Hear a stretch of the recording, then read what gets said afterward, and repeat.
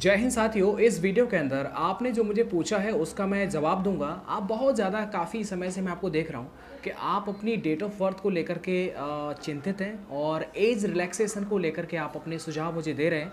मैंने उसको हर कमेंट को आपको पढ़ा था और इसमें मैं आपको ये बताऊंगा कि आप इस आने वाली भर्ती में जो 35,000 की भर्ती आने वाली है उसमें एज जो है वो कैलकुलेट कब से की जाएगी, है ना। तो उसको लेकर के अच्छा, उससे पहले मैं आपको एक सवाल आपसे अगर पूछ लूँ तो ये बहुत अच्छी बात होगी। मुझे आप ये बताइएगा कि मनुष्य का विलोम शब्द क्या होता है। ऑप्शन मैं आपको देता हूँ, पशु हो जाएगा या फिर मानव हो जाएगा या फिर इन दोनों में से कोई नहीं। ठीक है, इस सवाल का जवाब आप मुझे देंगे और कमेंट के अंदर पिन को ज़रूर देख लेना। जो मैं कमेंट पिन करूंगा मुझे लगता है कि आप बहुत लोग इसे गलत जवाब देने वाले हैं। तो अब आप पूछ रहे थे कि सर आने वाली भर्ती में एज कैलकुलेट कब से होगी, क्या वो 2021 से होगी, जुलाई 2021 या फिर जुलाई 2022। मैं आपसे एक बात पूछूंगा और ये बात मुझे ऐसा लगता है कि सही ठीक फिट भी बैठेगी कि सपोज़ करिए 2022 में भर्ती आई हो तो 2021 से एज कैलकुलेट क्यों की जाए। सोचिए, कभी भी ऐसी किसी भी भर्ती में ऐसा नहीं हुआ है कि इस साल भर्ती आई हो और पिछली साल एज कैलकुलेशन दिया गया हो, यानी कि पिछली साल तक आपका 18 हो जाना चाहिए। ऐसा कभी किसी भर्ती में नहीं हुआ। इस अब देखिएगा, डिपेंड करता है एज रिलैक्सेशन के ऊपर। एज रिलैक्सेशन बिकॉज कोरोना की वजह से भर्तियां आप सबको पता है कि डिले हो रही हैं बहुत ज़्यादा। हर विभाग के अंदर भर्तियां जो बहुत कम निकल रही हैं और कोरोना में पता है ना काफ़ी भर्तियां नहीं आई हैं, जिसमें कि कांस्टेबल की भी भर्ती है। तो ऐसे में जायज़ है कि बहुत सारे विद्यार्थी ऐसे हैं जो 3-4 साल उनका ऐसे ही जो है वो चला गया है। और क्योंकि मुझे लगता है कि अगर मान लो किसी को 4 साल, समझ रहे हैं आप, 4 साल से अगर कोई भर्ती नहीं आई है, 18 का हुआ 22 पर रिटायर हो गया, मतलब 4 साल उसने कोई भर्ती भी नहीं देख पाया। तो हमें लगता है ये जो एज वाला सवाल है ये बहुत जेन्युइन सवाल है और इसके ऊपर विचार ज़रूर करना चाहिए, क्योंकि बच्चों की इसमें कोई भी गलती नहीं है। और एज जो है, एज रिलैक्सेशन जो है अगर मिल जाएगा तो बहुत विद्यार्थी जो इस कांस्टेबल की भर्ती को जो है इसमें अपीयर होना चाहते हैं, वर्दी पहनना चाहते हैं, वो कम से कम इन बहुत सारे चांस से जो वंचित नहीं रहेंगे। और जिन एग्ज़ाम को आप देंगे या फिर और कोई अदर देंगे तो उसे लेकर के बहुत ज़्यादा मोटिवेशन उनको मिलेगा और अपने आप को जो है वो एक बार दोबारा से प्रूव कर पाएंगे।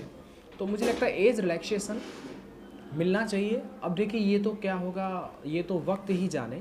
कुछ न्यूज़पेपर में आपने देखा होगा कि उनमें ये लिखा गया है कि सेना की भर्तियों में भी एज रिलैक्सेशन नहीं दिया जाएगा, जो न्यूज़पेपर की बात है। तो मुझे लगता है इस पर ज़रूर जो है विचार तो ज़रूर होना चाहिए। बाकी आप अपने सुझाव भी मुझे दे दीजिएगा। मैंने कहा कि जुलाई 2022 से अगर आती है भर्ती तो जुलाई 2022 से आपकी एज कैलकुलेट की जाएगी, ये मेरा अपना मानना है। ठीक है, अगर वो जून में आ जाती है तो जो भी नोटिफिकेशन होगा जनवरी 2022 या फिर जुलाई 2022, ऐसा ही सेगमेंट होता है पूरी साल का, या तो वो जनवरी से मांगते हैं या जुलाई से मांगते हैं। अगर जून में, जहाँ तक न्यूज़पेपर में लिखा गया था कि नई भर्ती जून में आ जाएगी, तो जून में आनी चाहिए। अगर वो आती है तो फिर आपका जो एज कैलकुलेशन है वो आपका जनवरी 2022 से माना जाएगा। देखिए, जनवरी 2022 का मतलब ये होता है कि जनवरी 2022 तक आपकी 18 साल कंप्लीट हो जानी चाहिए। इसका मतलब ये होता है, समझ रहे हैं आप। एज कैलकुलेट यानी जो मैं आपको एक समय बता रहा हूँ, इसका मतलब है कि इस समय तक आपका 18 साल का होना ज़रूरी है।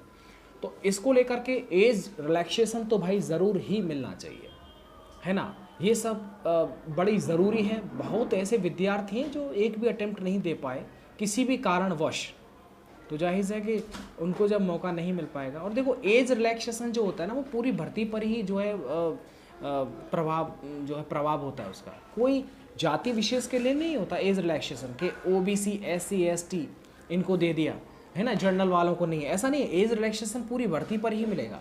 और पूरी भर्ती का मतलब है कि जो भी अगर मान लो कोई 23 का हो गया या फिर 24 का हो गया है तो फिर इसका मतलब है कि वो फॉर्म भर सकता है। आपको पता हो पिछली बार कोविड की वजह से ही शायद, जहाँ तक मैं ठीक हूँ, तो कोर्ट में एक अपील की गई थी और 1 ईयर का एज रिलैक्सेशन मिला था जनरल, है ना। शायद सभी कैटेगरियों को था या जनरल कैटेगरियों का था, ये तो मुझे याद नहीं है, लेकिन मिला था। तो मुझे पूरी उम्मीद है कि आपको रिलैक्सेशन तो मिलना चाहिए।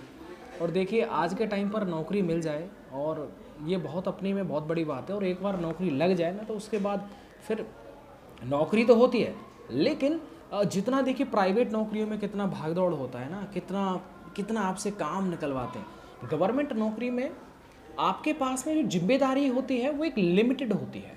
ऐसा नहीं है कि एक ही बंदे से 10 जगह की जिम्मेदारी दे रखी है, ऐसा नहीं होता है। एक निश्चित जगह की ही आपके पास जिम्मेदारी होगी और उसी को आपको जो है वो कवर करना है।